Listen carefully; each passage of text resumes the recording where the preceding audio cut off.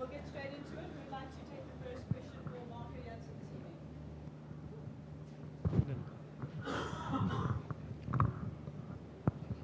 evening.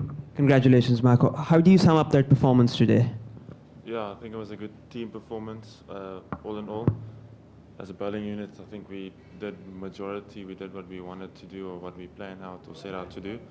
And then obviously the batters went out and did their job very nicely. Russey and Classy went out and we played with good intent. And yeah, obviously they got us over the line quite easy.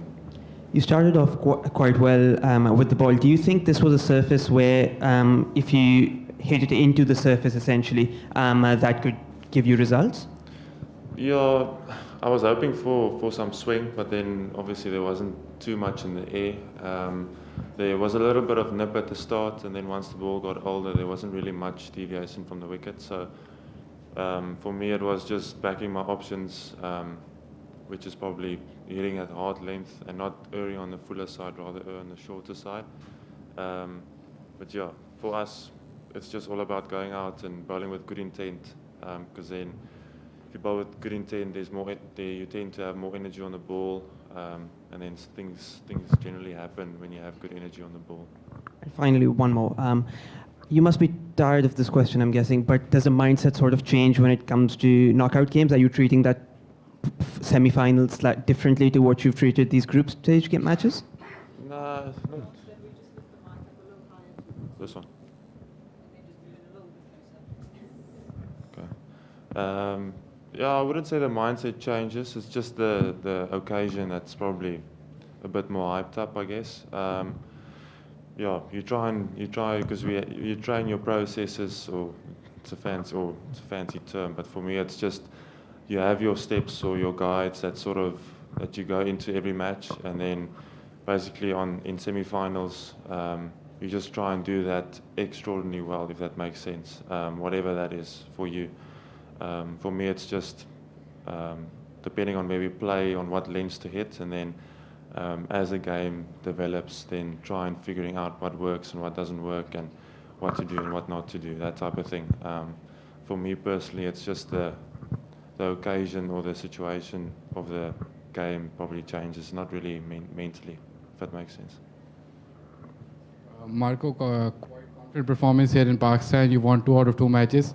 One got washed out, but you might have to play India in the semi-final, which is already in UAE for a very long time. Do you think it will be challenging for you switching the situation, going to Dubai, which is more friendly to the spinners? It's a bit dry, and India already there. It's been advantage for them because they have been playing there, and they've been there for almost a week or more than that. Yeah, we'll see how they do against New Zealand, because obviously that's going to determine who we play in the semi-final, and that also will say or tell us where we're playing. But if we play in Dubai and it's against India, obviously they've had training and that kind of stuff, so they will be more used to the conditions. But we've also played in Dubai, so it's not something new. Yeah, we play spin really, really well, so I don't think it's that much or that too much of an advantage, if you can say it like that. I just think it all comes down to on the day who plays better on the day. Marco, I think I'm right in saying you guys are flying to Dubai tonight without knowing whether you're actually going to play in Dubai on Tuesday.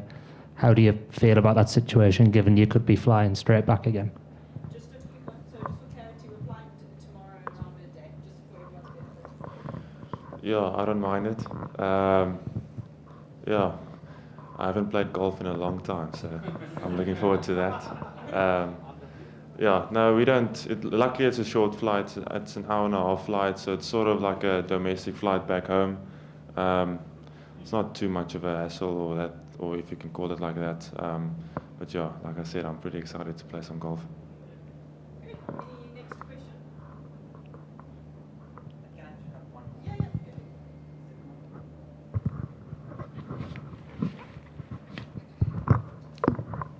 Yeah, just one on Keshav. Through the middle overs, there's been a bit of talk about how the pitches here have been slightly flat and seamer friendly.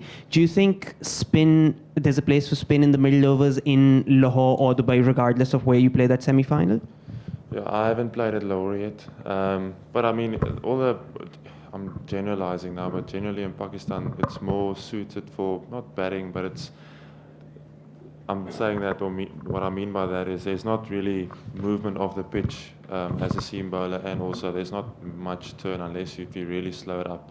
But yeah, I think there's definitely a space or place for spin in the middle in particular, because you tend to dot up the opposition a lot more. Fielders are spread out.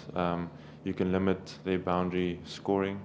Where I think from a seamer's point of view, it's quite easy to use the pace, or if you hit the gap, the outfield's so quick, like we saw tonight. Like England had their offside packed, and as soon as Classy or Russey broke that inner ring, the ball raced to the boundary. So I think it's on the seamer, it's more easier to hit boundaries from a seam perspective, and yeah, there's definitely place for spin in the middle. Yeah, congratulations, Marco. What's the latest on Markram and Bauma?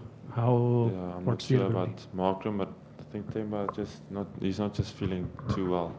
I'm not exactly clued up to how they're feeling at the moment. I'll Yes. jump in there. So I'll provide the update within the next 24, 48 hours if there is one from the medical team with regards to Aiden. Sorry, that does conclude this because we do have the other two waiting for the mix. So thank you very much, everyone.